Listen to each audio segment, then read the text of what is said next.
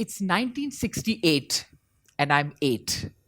I'm on my cycle, the love of my life. I am in a beautiful tea estate in Bangladesh, the then East Pakistan. I'm rushing out of my home from the tension of the day between my parents. The two wheels of my cycle are my best friends, taking me over winding dirt roads, streams, and brooks, surrounding our stately colonial home on the hill. I am allowed to go for miles unchaperoned because I'm the daughter of the Bada Saab, that is the general manager of the tea estate. Surrounding me are limitless green sloping tea bushes on all sides as far as the eye can see. The sense of motion, freedom, and escape, coupled with the breeze on my face and the hair generated on my bike ride with heavenly surroundings, are the happiest moments of my life, which I still remember every night before going to sleep 50 years later. I am a happy-go-lucky child, third child of my parents. We are living in a huge colonial thatch roof home with limitless gardens. I'm with 100-year-old trees, tennis courts, swimming pools, a 9-hole golf course. It is an idyllic home. I have my own horse, my own dog. I have cows. I have geese. It is an idyllic life. Today, I want to share some of the most painful experiences of my life. I have many more, but 10 minutes is not enough. How they shaped the observations in my life, what they taught me, and how I amalgamated my life's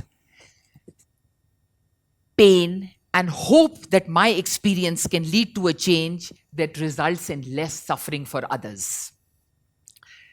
We are all born clean slate, but then life happens. My idyllic life is intercepted in 1968 when I'm sent on an aeroplane to go to a boarding school, the Convent of Jesus and Mary in Murray. I am not wanting to leave my mother's hands. I'm clutching at my mother's beautiful hands. And I'm refusing to cry in front of her because I can sense that her pain is more than mine. Empathy had started young for me at that age. The minute I board the plane and I'm given my unaccompanied child badge, I start to howl. I always used to cry and howl and vomit going up the mountains to Murray, to my school. The second pain point in my life, it's the 1971 war. We are walking out of our beautiful home, and it is the most beautiful home on earth, as I described, but we're going from room to room, and I know I'm never going to return to any of these rooms. I'm looking at the sarees in my mother's wooden cupboard, and I know that my mother is never going to wear those sarees again. This was a clean exit. No packing. Packing usually brings closure. I was only the one to take all my clothes because I was going back to boarding. Back in our hometown in Peshawar, we are feeling like alien refugees because we don't even know Pashto. I am removed from the boarding school. The first time we are together as a family, nobody is going to boarding schools anymore. I'm in my awkward teens. And as luck would have it, my sister gets a fatal disease and my brother gets onto drugs through sheer unhappiness because they had always been sent away from home to boarding schools. This was between 1971 and 75 when my sister passes away after a traumatic 15-month period of pure pain and anguish. I am 15 and she is all of 22 lying on her deathbed. Let me paint the picture of the most painful moment of my life, which has chalked my life out till now. It's morning time and I'm lying next to my sister. Her nose and mouth is bleeding heavily and I'm giving her tissue papers to clean her mouth and nose. You know, moments like this we had become so used to moments like this in her illness that this was nothing anymore. After a while, the bleeding stops. I I'm ready to go to school. I'm leaving the room. My hand is on the doorknob, and my sister, in her helpless state, looks out at me, and in that helpless state, which still makes me pained, after all these years, she tells me, "You are the luckiest person in life, Shahnaz, that you have a healthy, functioning body, that you are going out to school in a tanga, in the fresh morning air, with the fresh morning breeze on your face." That moment was when my life changed. It was the most powerful moment of my life in which I decided that I'm going to work for health and wellness in life. Nothing is more important. No health, no wealth, no power, no fame is more important than health. That helplessness of my sister lying in the bed that day, that morning, still haunts me and propels me to work and get up every morning to go and help humanity that might be suffering like my sister did, and nobody could help her. As this was not enough, my brother, who was only a year difference with my sister, highly sensitive, could not reconcile her death. He had an erratic life and with general happiness in her memory and did not know how to cope emotionally. He passes away after 15 years. I am exactly 30 now. I was 15 when she passed away and 30 when he passed away. These were the two most prominent people in my life, and they were no more. I get married. I'm married twice. I have two beautiful children. And children usually are the end and be all of existence, like for every mother. And I was a conscientious mother. Till one day, children also have to leave you. They have to go. The empty nest syndrome hits you. You know, they have to go to colleges and school, and they have to get married. And at that exact time, parents are getting older and getting frail, and menopause is appearing. Then I asked myself, what should a woman do? Children are leaving, parents are dying, and menopause is appearing. Then what should a woman do? 2 19-year cycles of strife I had seen, as an astrologer told me. After going through all these pain points at the age of 40, finally in the year 2000, I have a nervous breakdown. I'm lying on a sofa and nobody in the world can help me. My body had packed up, my mind had packed up, my nerves had packed up. I did not know what a nervous breakdown is. Nobody tells us. I couldn't sleep, or if I slept, I couldn't wake up. I couldn't eat. I was a mess. I had reached rock bottom in life, and no doctor on earth, nobody could help me. It could not be detected by machines. Till an organization called The Art of Living came into my life in 2000. My life took a 360-degree turn with the techniques taught in this organization. I owe it my life. It teaches us techniques through yoga, breath work, meditation, knowledge, and interactive processes, and everything under the sun to make you happy. It came into my life like a miracle from heaven, picks me up, resurrects me, and gives me an entirely new lease, observation, perception, and expression of life. My life becomes a breeze after this course. After seeing so much trouble, physically I became stronger. Mentally, it gave me clarity, concentration, and centeredness to get confidence, courage, and certainty to have commitment in life and be creative in life, in all aspects of my life. Emotionally, I was a wreck because I was a boarding school case. Spiritually, a new universe opened up for me, acknowledging the similarities in all religions and celebrating the differences. I started to enjoy every moment of life. I started to realize the importance of selfless service as opposed to self-centered success. Later on, I became an Art of Living teacher myself. because it is the only organization in the world that teaches you how not to be angry, how not to be jealous, how not to be depressed, how not to be sad. Everybody says don't be angry, but nobody teaches you how. There is a teacher for every subject in life except life itself. After the course, I realized the most ultimate factor of life is happiness. Happiness is it's just a decision. It is not something that you postpone, which we humans have a tendency to do. The only way to be happy is in the present moment.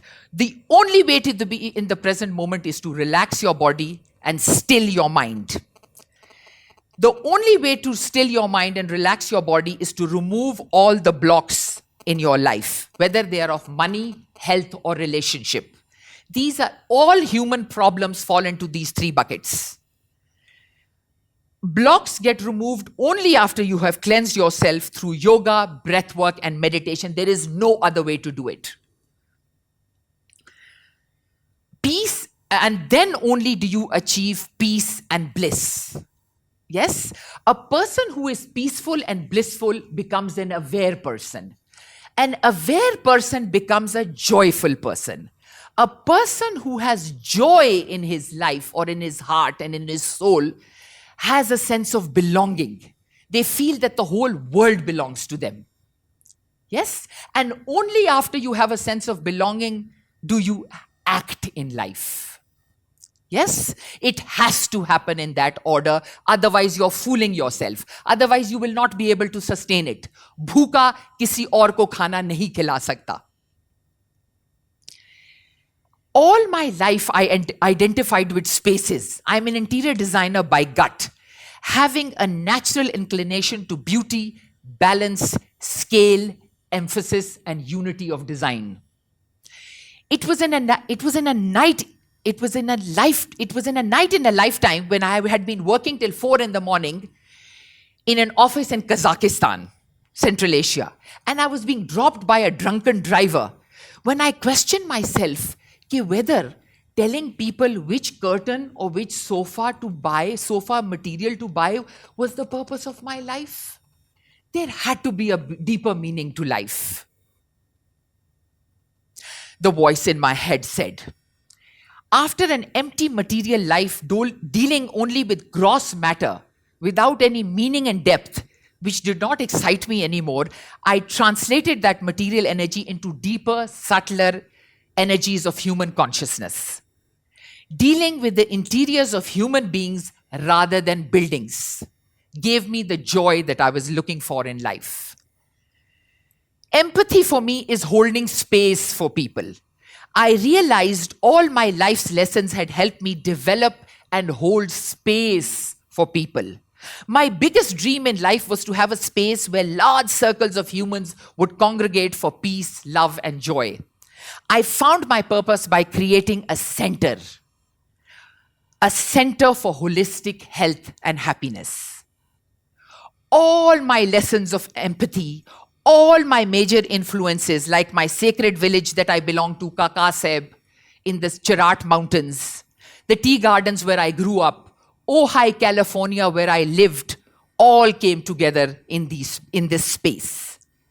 I realized that empathy had to start with myself first, and then only can I hold, have, and take up empathetic space for others.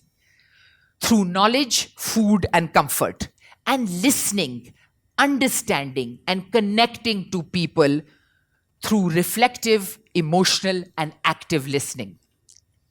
My place is based on the principles of permaculture and ecological spirituality, living holistically with environmental consciousness, which is the need of the hour right now in the world. Principles of reduce, reuse, and recycle, a hub of self-mastery and excellence, a haven for holistic health and awareness, vitality and energy, empathy and nurturing, all aspects of life. A place where health, homeliness, hygiene, human values, and harmony and diversity exist. Where nature is upheld and paramount in design and spirit, having the lightness of beingness, to live in harmony with all the elements, accepting and enjoying all weather changes and patterns, where animals, insects, birds, and bees all live in harmony together. A true biodiverse habitat of humans, plants, and animals. It has been a 20-year journey to produce this space. With my ex-husband helping me all along the way, even though we were divorced. I want to be the change I wish to see in this world. I wanted to prove that a pollution-free environment is possible, that a tension-free existence is possible, that a violence and depression-free society is possible, that a pain and disease-free body is possible, that a stress and confusion-free mind is possible, that an inhibition and doubt-free intellect is possible, that a trauma and obsession-free memory is possible, an ego that encompasses all humans, and a sorrow-free soul is possible. I would like to conclude by addressing the youth of my country. Please be the change that you wish to see in this world. Start doing things yourself. Do not wait for anybody and do not listen to anybody. Just listen to your inner voice. And the inner voice can only be heard after you meditate, which we will teach you. It is the birthright of everybody. You know, we cannot have world peace without inner peace. Unless we have not removed stress from the nervous system of every individual on planet Earth, we cannot have communal change. We cannot change the world. It doesn't happen from the outside. Change happens from the inside. Yeah? The main reason for living is to find your purpose. And to use that purpose for the good and well-being for others is the purpose of your life. You cannot find and achieve your purpose without being empathetic. You have to feel the feel before you do anything in life. You have to operate from feelings, intuition, and emotion, not the mind. The mind is what keeps you in trouble all your life because it is based on reasoning, rationality, analysis, and logic, which keeps you in a mess all your life. Dil, even though kehte hai dil to pagal hai, even then it is right.